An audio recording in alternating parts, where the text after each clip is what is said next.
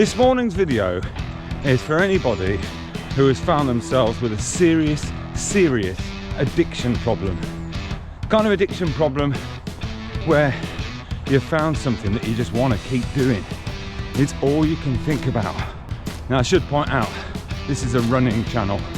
So don't get excited, teenage boys. Swipe away now. I am, of course, talking about running. Now before we get into that discussion, you will notice that I am still in my ultra training phase at the moment. I'm running with this pack so that my nips can get used to the continual bloody rubbing. But actually I quite like it. I've got all my kit in here. You know, picnic blanket, toilet roll, all the essentials. Why would I want a picnic blanket and a toilet roll? That sounds appalling. Let's go right back to the start. I started running about 10 years ago, and I'm cursing the fact that I did. Not because I started running at all, just because now I'm 48 nearly, and all the time I'm so into running, so obsessed with it, that I think to myself, why didn't I start doing this like years ago? Well, the answer is because I was in my 30s. I was a bloody idiot in my 30s. 20s even worse, absolute moron.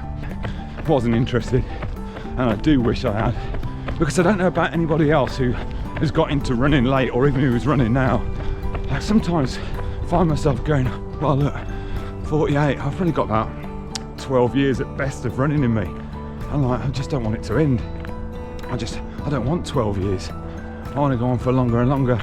And I guess in the comments you're probably all going to say, you can do it. And actually that is where somebody like Donato, if anyone's ever seen Donato's channel, Chatty's mentioned, fairly inspirational figure, the stuff that this guy's doing at 60. And I wish I'd started sooner. And it started with running with a mate. And I've told this story before. I ran with my mate John, and I kind of carried on with it. But he moved on to weight training. He had his midlife crisis in the gym, surrounded by sort of men of around about the same age, all had their tops off, and you know, I don't know why he chose that route, but he seemed to. So yeah, but the addiction is getting worse, it's not getting better. Normally, and this is what happened with me when I started, I used to play golf, right? And I was hugely addicted to that, and it probably lasted about 3 or 4 years. I've been doing this for 10 years, and I am as addicted to this now as I ever have been. It is getting worse. I don't know if anyone can or will empathise with this, but I spent a huge amount of Christmas looking at my phone, just watching prices change on gear that I wanted. You know, having a quick check out of Klarna, seeing how many more pay-in threes I could probably get away with. You know, hiding a lot of kit under the bed. 2 or 3 years ago, I was in 3 or 4 races a year, if that. Now, well, I did 20 last year, give or take, and I don't want to even think about how many I've got booked in. But there's a really sort of low-key website, and when you look at it, no offence to anybody, it's the least flashy website I think I've ever seen. The typeface is Times New Roman, and it's literally got just links on it, that's all it has. And it's called Half Marathon List, and I'll put the link down below. And it just tells you like pretty well every race there is going. And I started off by just pressing the link which says Midlands. I've now started having a cheeky look at Southwest and Southeast, and I don't think I quite dared do the North. I don't know whether anyone else feels like that buzz of excitement when you get an email saying you're in. Love it. Love it. And that little dopamine hit that I get from saying that I'm going to run that race will invariably lead me to Sportsshoescom, where I just check to see whether or not, you know, I've got the right shoes for some deceptively flat terrain. I sometimes go on runs and then finish the run and then already start thinking about where I'm going to go next and what I'm going to do and when I can squeeze one in. I've also, when I started doing this channel, I didn't watch any other channels. I kind of refused to, because I thought, right, well, I'm going to try and do something really original, and which I don't think I've managed. But slowly but surely, I've started watching some of the YouTubers, to the point where actually I don't watch too much telly, to be fair. And there's some quality ones out there. A guy called Andy in Worcester, his channel's called It's On Andy.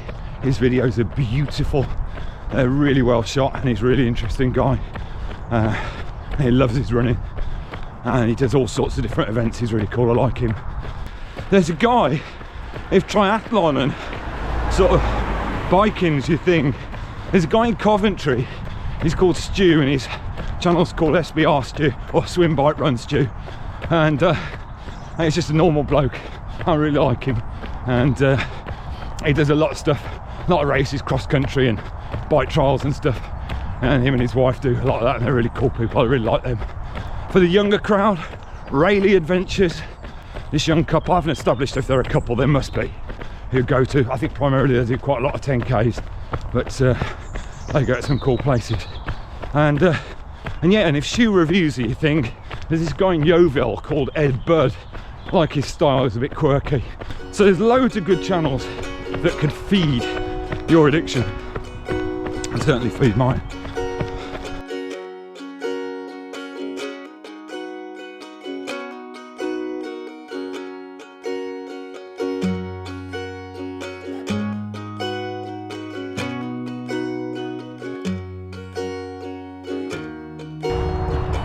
Why do it?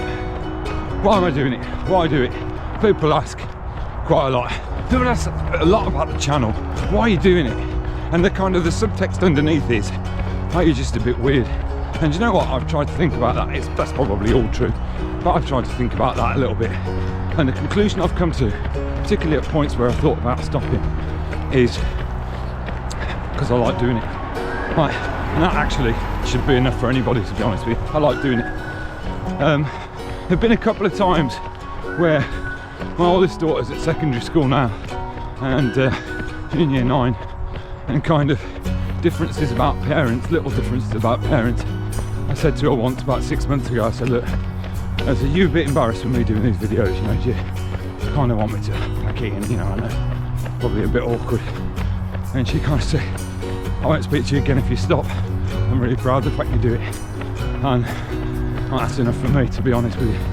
My two, I've got twin daughters who are in year 6 at the moment, and they're desperately trying to get me to get a middle-aged running man mug to their teacher, their favourite teacher, because he's a subscriber.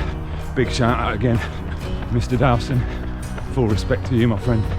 And you know what? I was born in the 70s, so my wife always tells me off about this. Being flippant about things like mental health, I don't actually mean it.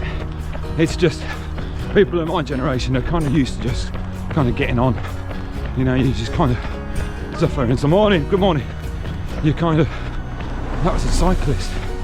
People kind of suffer in silence. And I think it's great that that's kind of not happening now. But I'm hopeless at assessing my own mental health. I know when I'm feeling good. Now I'm feeling good. Running makes me feel good. Absolutely. And I know when I'm kind of not feeling that great. And usually I solve it by going out running. As somebody very wise once said to me, we've all got stuff going on. They didn't say the word stuff, but they said we've all got stuff going on.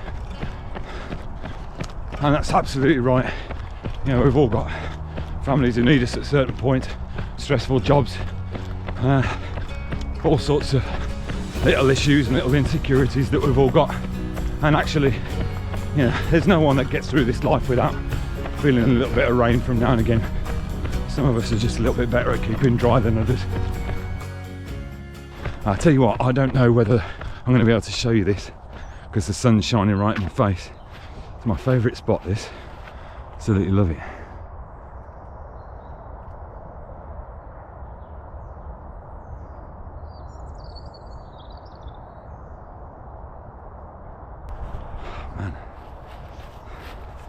You know, all I need now is for Bruce Springsteen's Secret Garden to come on. I'll leave you in tears. I took the kids to the cinema the other day, selfishly. I'd been to see the Hunger Games, so they'd had their film. Went to this film called One Life with Anthony Hopkins about this guy who saved a load of Czechoslovakian kids in the Second World War. Good God, it's like Niagara Falls in there. Embarrassing. It's a good job I've had an eye infection. I've got an excuse.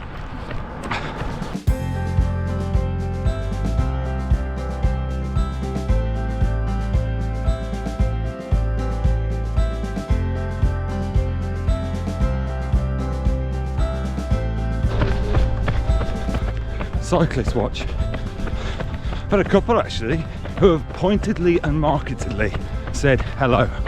Others, morning. Not so much. Good morning, how are you? You alright? I'll give you a wave there. Follow you on YouTube. Oh, you're a legend. Have a good day, mate. And you? I was just about to slag cyclists off, and they've gone and done that. I stand corrected. The last little nugget that I'm going to leave you on, I think is this. I'm going to try and be slightly profound. Someone a long time ago, when I started doing this and started doing all these races, said to me, well, you know, you're doing it quite a lot, aren't you? And my wife wouldn't let me do that. She says it's selfish. I kind of think sometimes, well, yeah, it is a bit selfish. Self-care, looking after yourself, isn't selfish.